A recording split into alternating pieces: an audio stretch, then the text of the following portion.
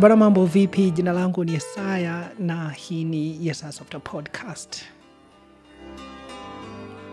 Hivi karibuni nilikuwa nimezuru nchini Ghana na nilifika kwenye jiji kubwa kabisa la Accra, na hapa ndipo lilipofanyika kongamano kubwa la developer kusini mwa jangwa la Sahara. Niliweza kujifunza kutoka kwa developers wenzangu kutoka nchi mbalimbali, na tulikuwa tuko kama watu takriban 80 kutoka katika nchi za kusini mwa jangwa la Sahara. Timu ya Nigeria, Kenya, Afrika Kusini, Zimbabwe, Zambia, Ethiopia, you name it. Wote hawa tulikutana nao, Cameroon pamoja na Mauritania. Hizo ni baadhi ya nchi tu ambazo nimeweza kuzikumbuka kwa haraka, na ilikuwa ni wakati mzuri sana kuweza kujifunza kutoka kwao. Na hata mtaalamu wetu kutoka Burkina Faso pia aliweza kushiriki kwenye kongamano hili kubwa kabisa la developers kusini mwa jangwa la Sahara. Hapa tulikuwa tuna time nzuri sana, na mambo ambayo tuliweza kujifunza yalikuwa ni ya msingi sana. Kubwa ilikuwa ni namna gani tunaweza tukashare experience kutoka kwa developers wengine waliokuwa wanaendesha community zao kusini mwa jangwa la Sahara, na tuliweza kujifunza mambo mengi sana, namna ambavyo wanaweza kuendesha hizi community zao. Na kubwa zaidi ni na sisi pia kutoka Tanzania tulipata washiriki wawili, mimi pamoja na mwenzangu Jessica kutoka GDG Arusha, ambao iliweza kuleta tija sana kwenye kongamano hili, kupata uwakilishi wa watu wawili kutoka Tanzania. Mimi nikiwakilisha GDG Dar es Salaam kwa niaba ya wenzangu, lakini pia na Jessica kutoka GDG Arusha.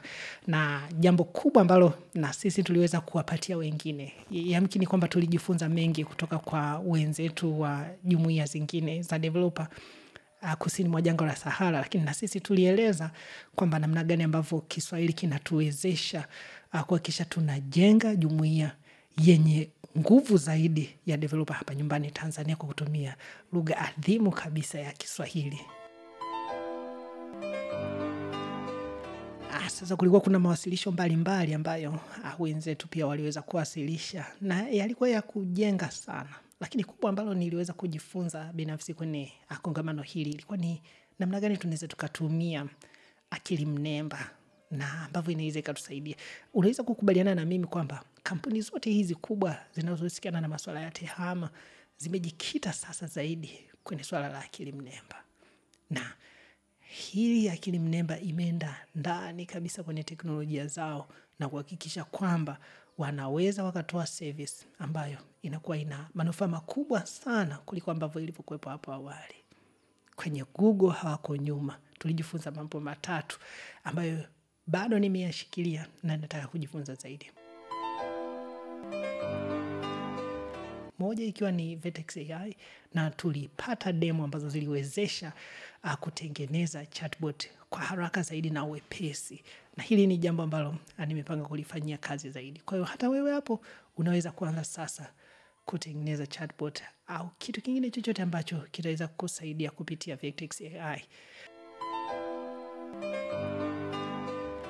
Na jambo la pili tulijifunza ni kuhusiana na Firebase Studio. Kwa wale developers imekuwa ni kitu rahisi sana kutengeneza application kwa kutumia hatua rahisi kabisa, na kwa kuandika kidokezo au prompts ambayo yahitaji ambalo unataka kulifanya. Kwa mfano ndani ya dakika 30 mpaka 40 kwenye session ambayo tulikuwa nayo, tuliweza kutengeneza website na kila kitu kikawa kimeenda vizuri kabisa. Hii ilikuwa ni moja ya application za kutumia Firebase Studio, na ikatuwezesha kuona matokeo ya haraka ndani ya muda mfupi tu, kapata website yako ambayo imekamilika.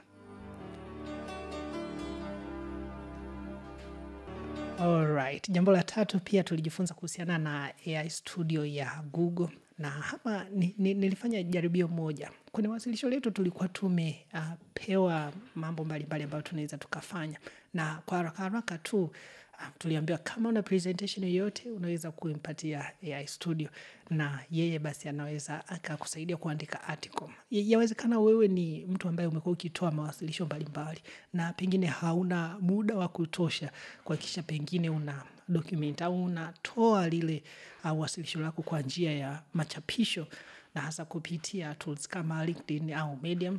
Na hicho ndio ambacho kilikuwa kimetokea. Na mimi kupitia wasilisho langu la matumizi ya lugha ya Kiswahili kwenye kujenga jumuiya za developers, nilitumia nafasi hiyo basi kutuma presentation yangu au wasilisho langu kwa AI Studio, na nikaomba andike article ambayo nitaweza kuishare kwenye LinkedIn au Medium.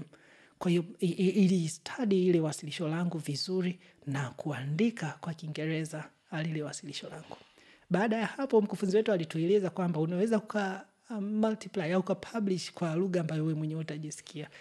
As you already know, I try to translate that kwenda kwenye lugha ya Kiswahili kwa kumwambia, kwa kuandika kidokezo au prompt kwenye AI Studio kwamba ninataka wasilisho langu liwe kwa lugha ya Kiswahili.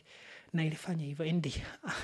Kazi ilikuwa ni nzuri sana, na unaweza kuona wasilisho langu kwenye Medium ambalo liko kwa lugha ya Kiswahili. Na hivyo ndivyo ambavyo unaweza kuitumia teknolojia ya akili mnemba kukusaidia katika masuala mbalimbali. Na mjaribu kupita pale Medium na kuona chapisho langu ambalo nimeliandika kupitia AI Studio na namna ambavyo limeweza kuboreka.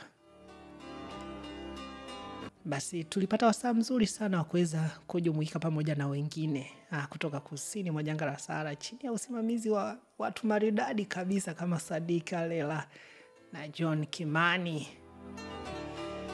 Hii ilikuwa sio ya kusaulika kabisa, na ilikuwa ni wasaa adhimu sana, na mimi basi nilipata bahati ya kuhudhuria session hiyo nikiwa pale nchini Accra, Ghana, kuwakilisha wenzangu wa GDG Dar es Salaam.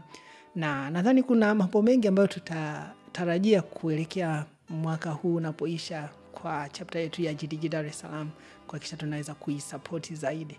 Na kama bado hujajiunga kwenye group au website ya GDG Dar es Salaam, nitakuachia link hapo kwenye comment, hakikisha unafanya hivyo ili wakati mwingine tukiandaa event yoyote wewe wa kwanza kupata taarifa kuhusiana na matukio ambayo tutaendesha kwenye chapter yetu ya GDG Dar es Salaam. Mpaka wakati mwingine, jina langu ni Isaya. Kama na maswali, maoni, unaweza kuniachia hapo kwenye comment na mimi nitaweza kukujibu kwa wakati. Asante sana.